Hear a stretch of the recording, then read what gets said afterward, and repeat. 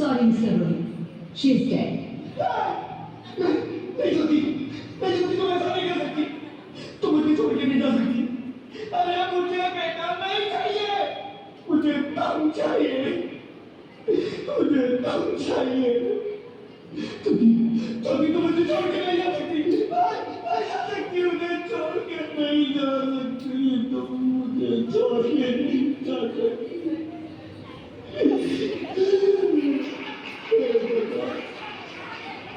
ये तूने मुझे इतनी बड़ी सजा क्यों दी?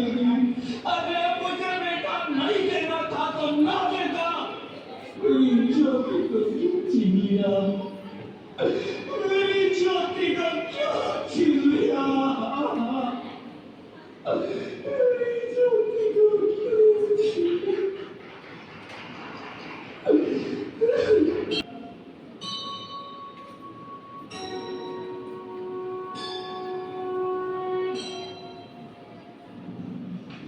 आप कौन? मैं बेटी हूँ। बेटी? हाँ, मैं ही लक्ष्मी हूँ, मैं ही सरस्वती, मैं ही दुर्गा हूँ, मैं ही काली, मैं ही शीतला भी हूँ और मैं ज्वाला भी, मैं ही पार्वती हूँ और मैं ही संतोषी और मैं ही हूँ अन्नपूर्णा।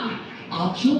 हाँ, ब्रह्मा जी ने हम सबको मिलाकर ही बेटी को बनाया ताकि मैं लक्ष्मी बनकर तुम्हें सुख समृद्धि दूं, मैं सरस्वती बनकर तुम्हें ज्ञान दूं, मैं पार्वती बनकर तुम्हें स्वाभिमान दूं, दुर्गा बनकर तुम्हें शक्ति दूं, काली बनकर तुम्हारे दुखों का नाश करूं, शीतला बनकर तुम्हारे जीवन में शांति लाऊं, ज्वाला बनकर तुम्हारे जीवन में रोशनी लाऊं और अन्नपूर्णा बनकर तुम्हारी जिंदगी को खुशहाल बनाऊं।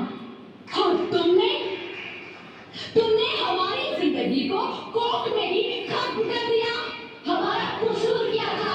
अरे हम तो तुम्हें कुछ देने नहीं आ रहे थे, क्योंकि तुम ही हमारे मंदिरों में आते हो, झोली फैलाते हो और तुम ही कोख में हमारी कब्र बनाते हो।